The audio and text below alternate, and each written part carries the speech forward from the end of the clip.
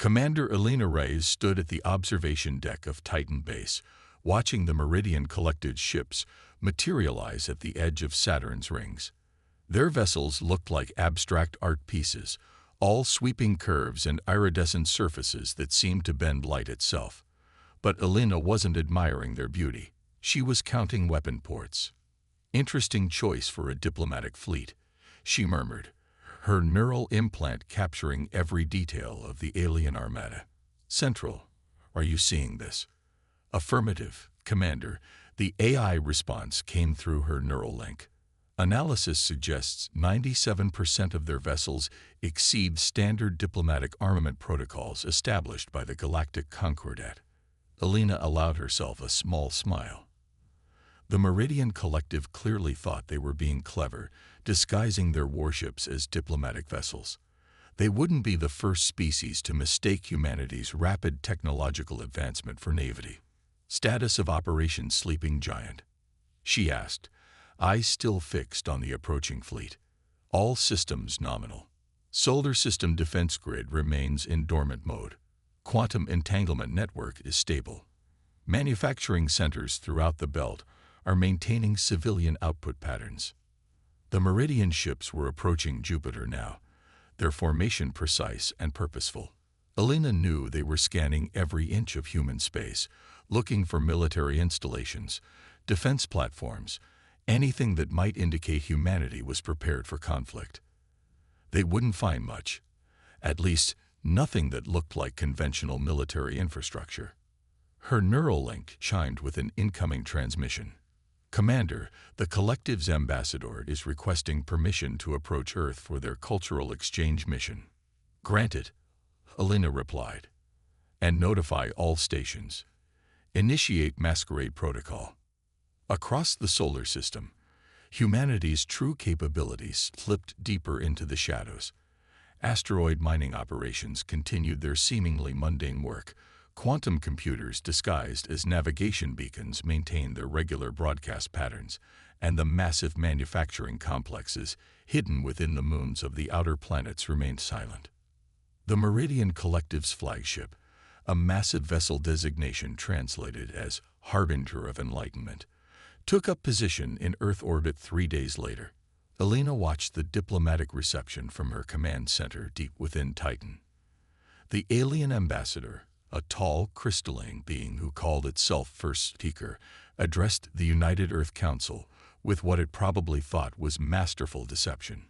"We have watched your species' remarkable progress," the First Speaker's translation matrix conveyed. "From primitive chemical rockets to antimatter drives in mere centuries. The Collective believes you are ready to join the greater galactic community." Elena's neural link buzzed with encrypted analyses. The Collective's ships were actively probing Earth's defenses, their scans growing more aggressive by the hour.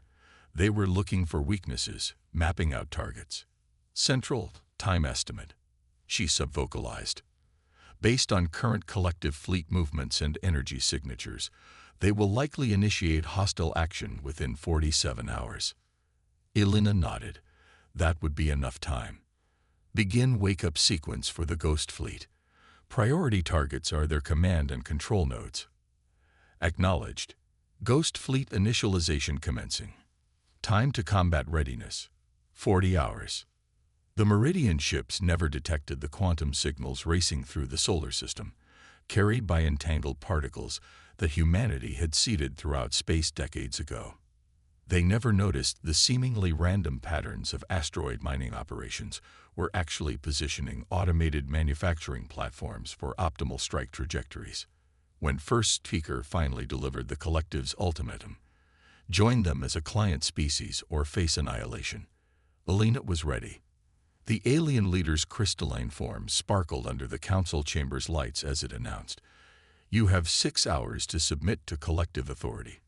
Resistance would be unfortunate." Elena opened a channel to all human forces. "Initialize Operation Sleeping Giant. Authentication code. Humanity stands." Across the solar system, humanity's carefully constructed facade began to fall away.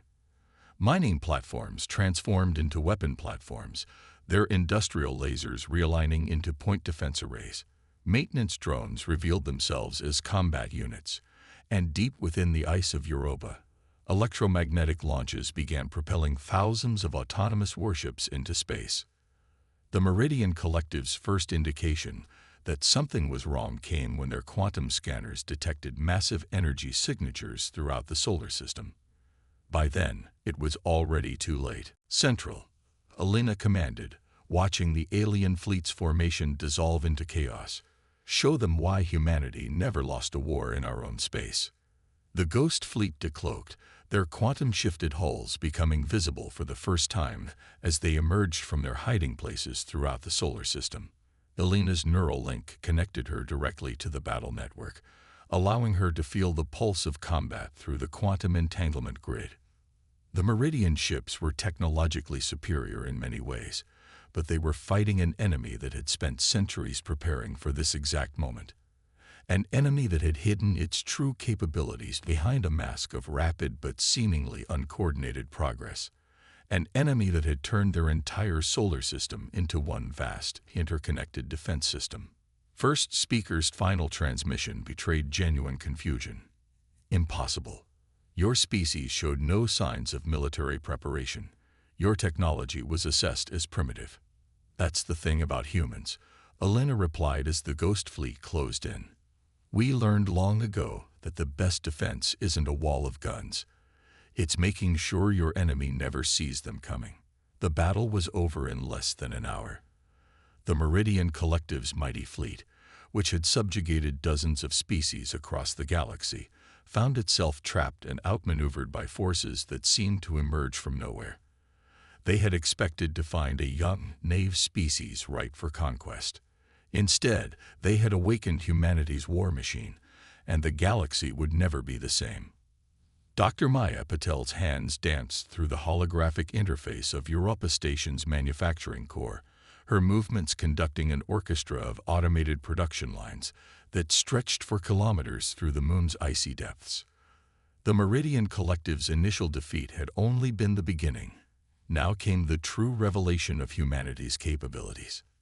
Status of Production Block 7, she asked, her neural link interfacing directly with the station's quantum AI. Operating at 300% of nominal capacity, the AI responded.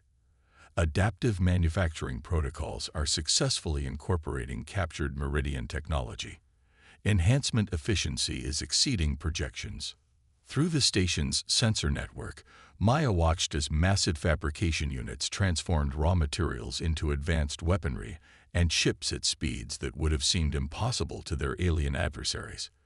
What the collective had dismissed as primitive resource extraction facilities were actually the largest automated manufacturing centers ever created. Director Patel, her assistant's voice cut through her concentration, the collective's reinforcement fleet has been detected entering the Kuiper Belt. Initial analysis suggests their numbers are 4 times greater than the first wave. Maya smiled. Perfect. They're right on schedule. Signal all manufacturing nodes. Initiate Phase 2 of the Prometheus Protocol. Throughout the solar system, humanity's hidden industrial might truly awakened. What had appeared to be simple asteroid mining operations revealed themselves as mobile manufacturing platforms, each capable of producing combat vessels and weapons systems. The research stations, orbiting the gas giants, transformed into massive shipyards, their supposedly scientific equipment reconfiguring into advanced construction arrays. Central broadcast status of all production facilities, Maya commanded. The holographic display expanded, showing hundreds of points of light throughout the solar system.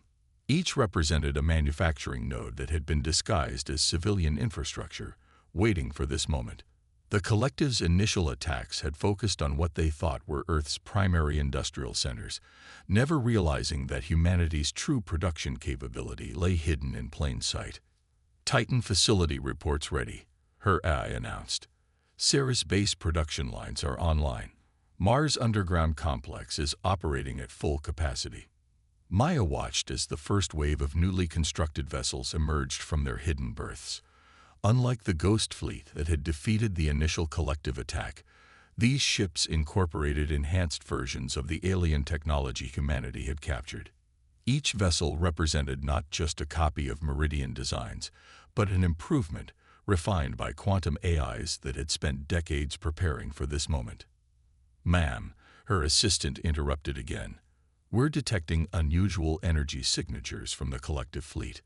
They appear to be attempting to adapt their tactics based on their initial defeat." "Of course they are," Maya replied, her fingers never stopping their intricate dance through the holographic controls. "That's why we're not going to fight them the same way twice. Signal all production centers.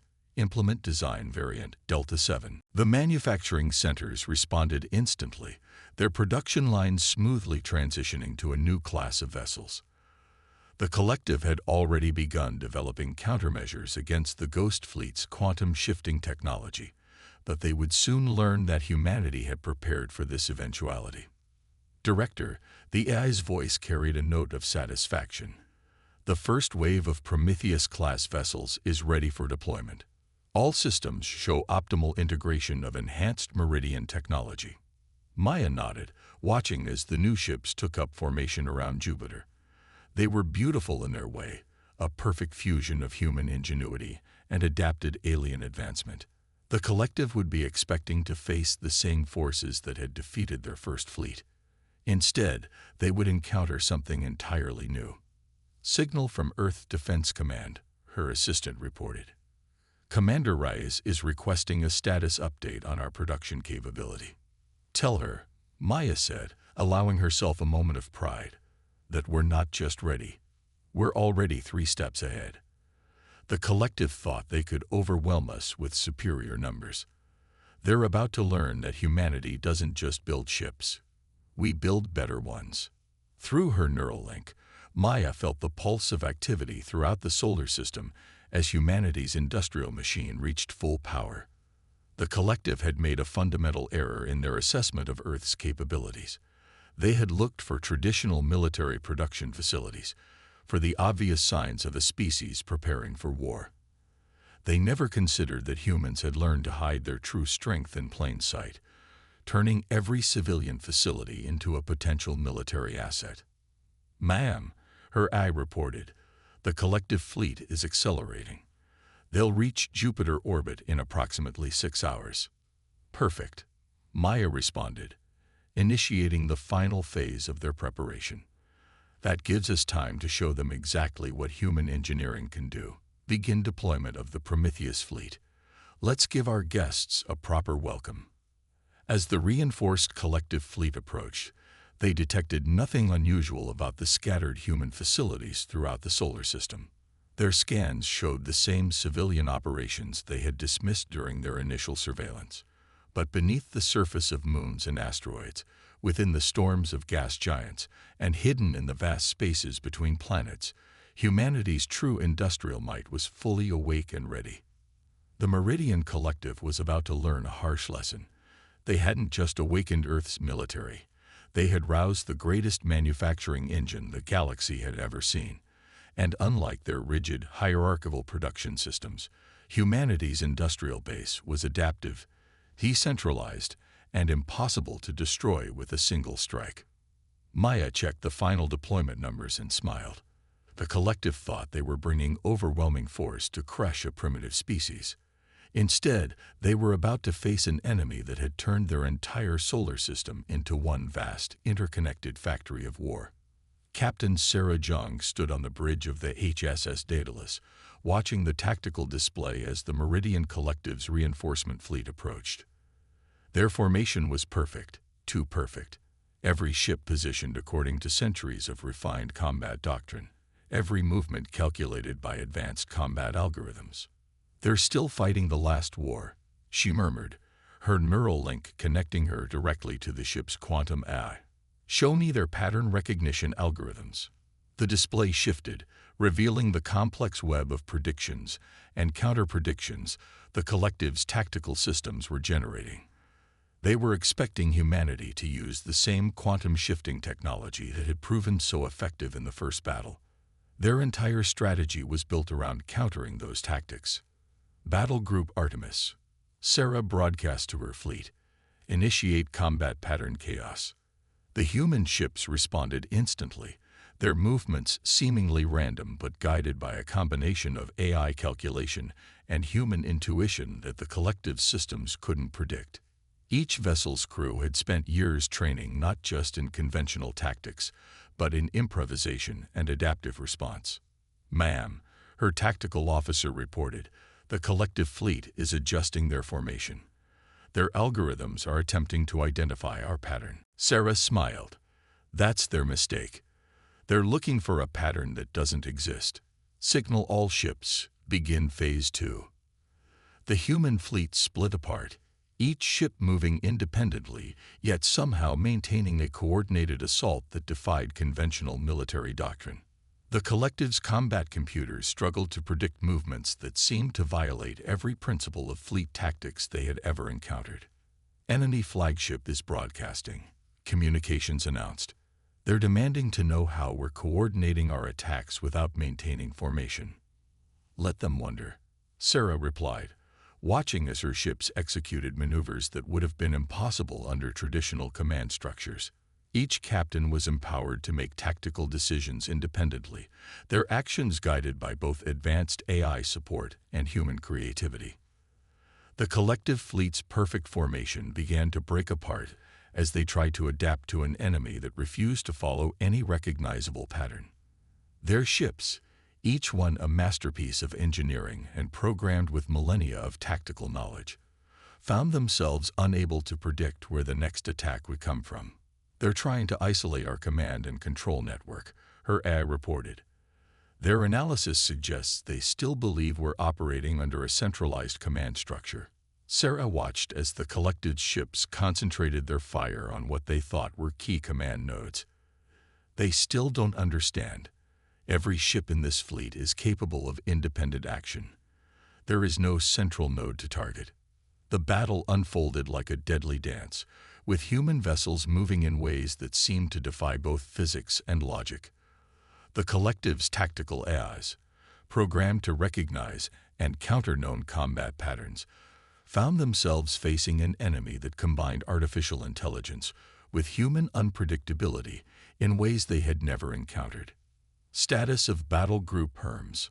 Sarah asked, monitoring the broader engagement through her neural link. "Successfully engaging the enemy's eastern flank," her eye responded.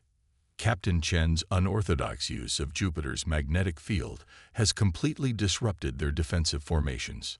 The tactical display showed the results of humanity's unique approach to space combat. While the collective relied on proven strategies and overwhelming firepower, human ships used every advantage they could find. Natural phenomena, improvised tactics, and combinations of technologies that no other species had thought to merge. "Ma'am," her tactical officer called out, "the enemy fleet is attempting to regroup. Their combat algorithms are showing signs of adaptive learning." "Too late," Sarah replied, watching as her ships moved into their final positions. "They're trying to learn how to fight the last 5 minutes of battle. Signal all ships, execute Operation Hydra." The human fleet suddenly shifted tactics again, but this time in a way that even their own AIs hadn't predicted. It was a strategy developed through countless simulations, combining machine precision with human creativity in a way that no purely artificial or purely organic system could have devised. The collective's fleet, already struggling to adapt to human unpredictability, found itself caught in a three-dimensional trap that their tactical computers insisted was impossible. Ships appeared where their sensors said nothing could be. Attacks came from vectors their systems couldn't track, and every attempt to establish a coherent defense was met with a completely different form of assault. "Enemy flagship is broadcasting again," communications reported. They're asking how we're accessing combat algorithms that their systems can't predict." Sarah allowed herself a grim smile. "Tell them that's the problem with perfect systems. They can only handle perfect opponents. And humanity, we're gloriously imperfect." The battle reached its climax as the human fleet executed a series of coordinated yet seemingly chaotic maneuvers that completely overwhelmed the collective's defensive formations. Their mighty armada, which had conquered countless species through superior technology and perfect tactical execution, found itself being systematically dismantled by an enemy that refused to fight according to any recognizable rules of engagement. As the last collective ships began their retreat, Sarah opened a channel to all human vessels. "Well done, Battle Group Artemis. Today we've shown the galaxy that true combat effectiveness isn't about following the perfect plan. It's about being able to throw that plan away when the moment demands it." The Meridian Collective had come expecting to fight a primitive species still learning the basics of space warfare.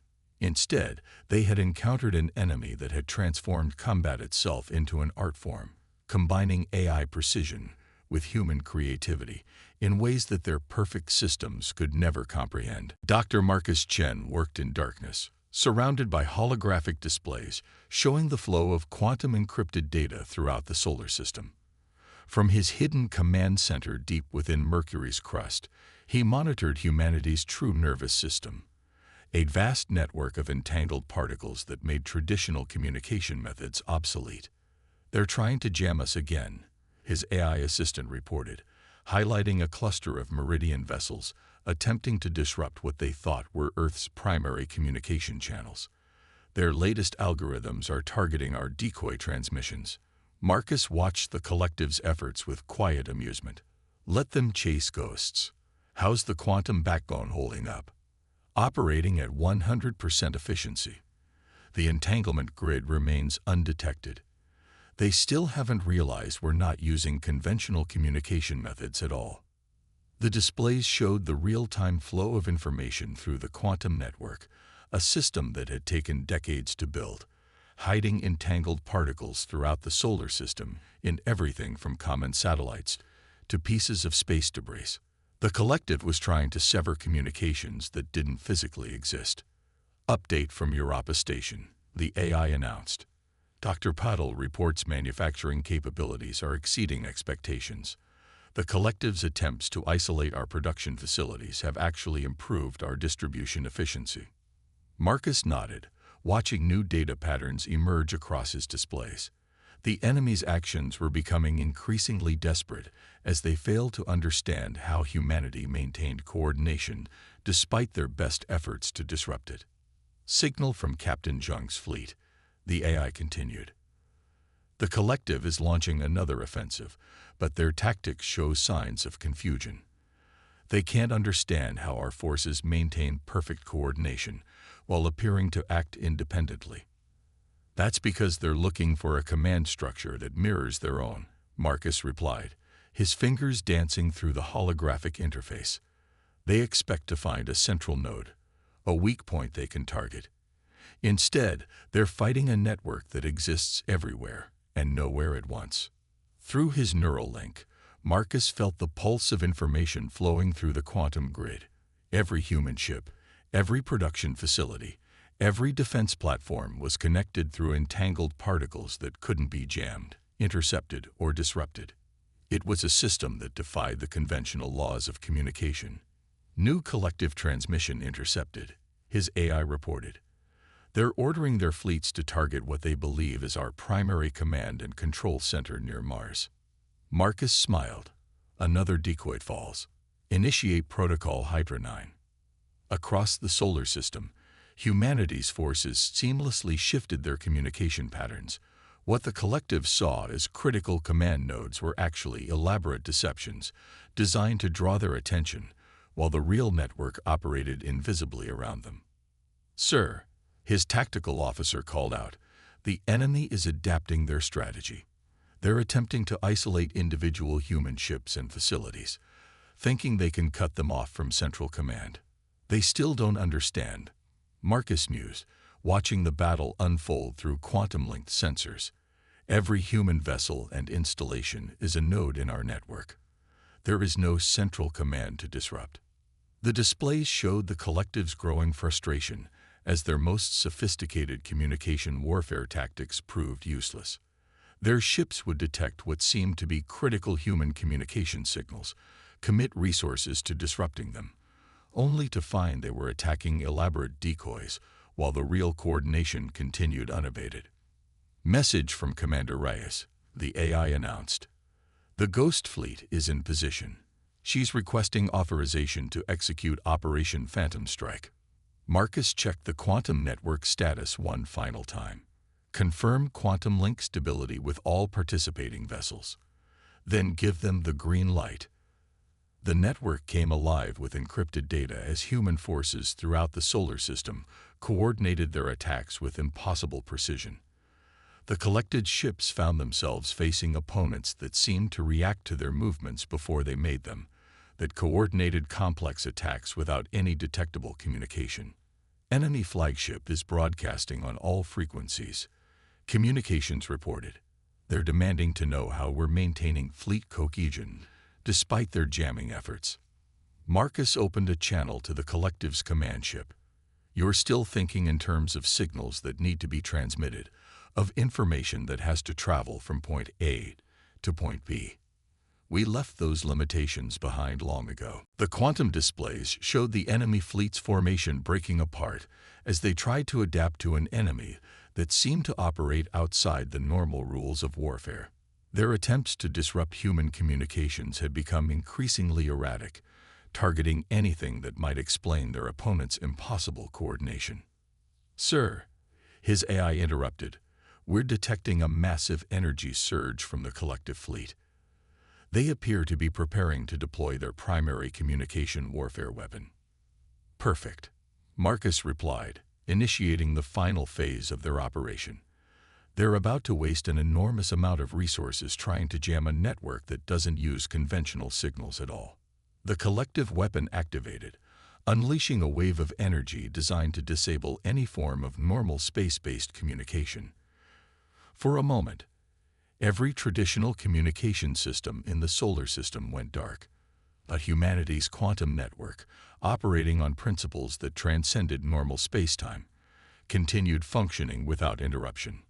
All human forces, Marcus broadcast through the entanglement grid, execute coordinated attack pattern Omega. The collected forces watched in horror as their ultimate communication warfare weapon, capable of silencing entire star systems, had absolutely no effect on their opponent's ability to coordinate their attacks. In that moment, they finally began to understand just how fundamentally they had underestimated humanity's technological capabilities. The network had proven its worth, demonstrating that humanity had not just matched alien technology. They had transcended it entirely, creating a communication system that operated on principles their enemies couldn't even detect, let alone disrupt. Admiral Helena Reyes stood in the quantum-shielded command center of Titan Base, watching as the Meridian Collective's final offensive took shape.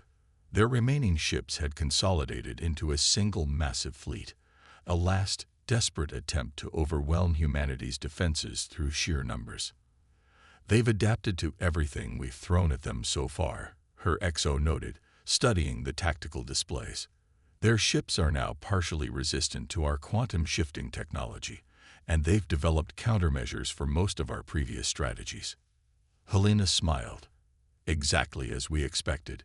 Time to show them why adapting to human tactics is like trying to hit a moving target that doesn't exist." She opened a channel to all command staff. "Initiate Operation Phoenix." Throughout the solar system, humanity's forces began their final transformation. The ships that had seemed so advanced during previous encounters suddenly appeared primitive compared to what emerged from the hidden shipyards of Europa and Titan.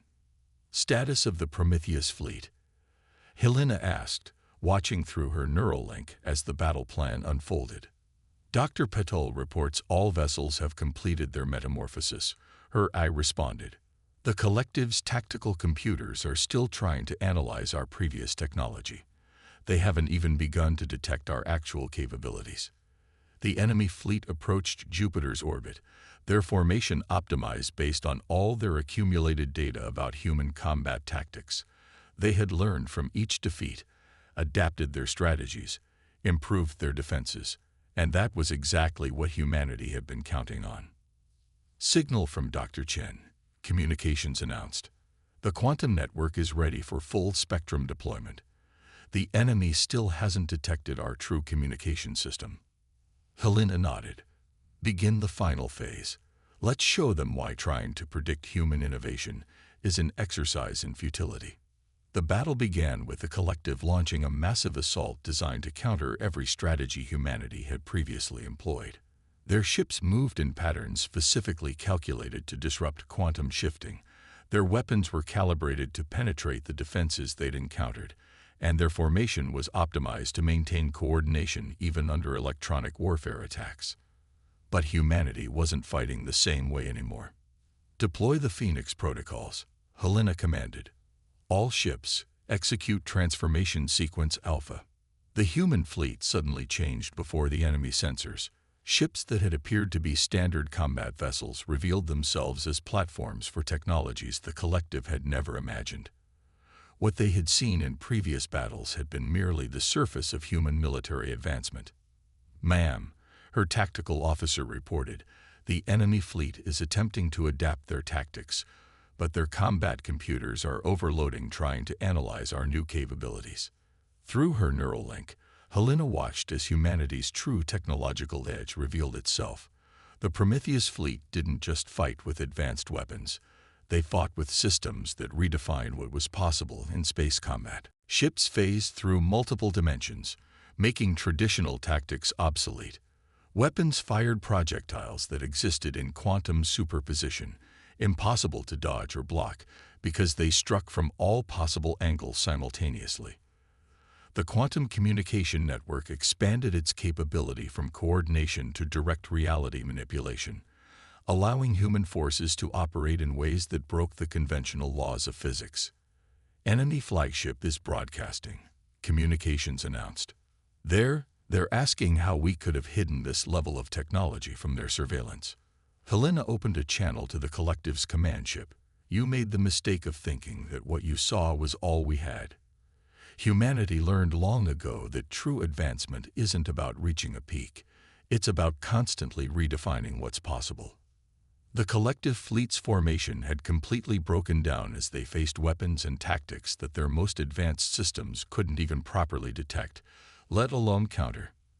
Their attempts to adapt proved futile because they were trying to respond to technology that operated on principles they had never encountered. "Message from Captain Zhang," her AI reported. "The Artemis battle group has successfully implemented the new combat protocols. The enemy's tactical computers are completely unable to predict their movements." The battle wasn't just a defeat for the collective, it was a fundamental shift in their understanding of what was possible. Every assumption they had made about the limits of technology, about the nature of space combat itself, was being systematically shattered. "All forces," Helena broadcast, "execute final attack pattern Omega."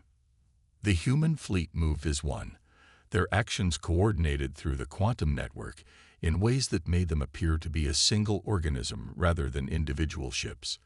The collective's remaining vessels found themselves caught in a web of attacks that seemed to come from everywhere and nowhere, their defenses useless against weapons that ignored the traditional rules of space and time. As the last enemy ships began their retreat, Helena opened a channel to all human forces. "Today we've shown the galaxy something important. They thought they had reached the pinnacle of technological achievement, that they understood the limits of what was possible. We just proved that the only real limit is imagination." The Meridian Collective's defeat wasn't just military, it was philosophical. They had come expecting to find a young species still learning to navigate the stars. Instead, they had encountered a civilization that had taken their understanding of technology and transformed it into something entirely new. In the aftermath of the battle, as the remaining collective ships limped back to their territory, Helena received a final transmission from their high command. How did you advance so far without anyone noticing?" Her response was simple: "Because you were looking for advancement along paths you already knew. Humanity chose to forge new ones instead." The message would echo through the galaxy. Humanity hadn't just defeated one of the most powerful civilizations in known space. They had demonstrated that the future belonged to those who dared to imagine beyond the boundaries of what others thought possible.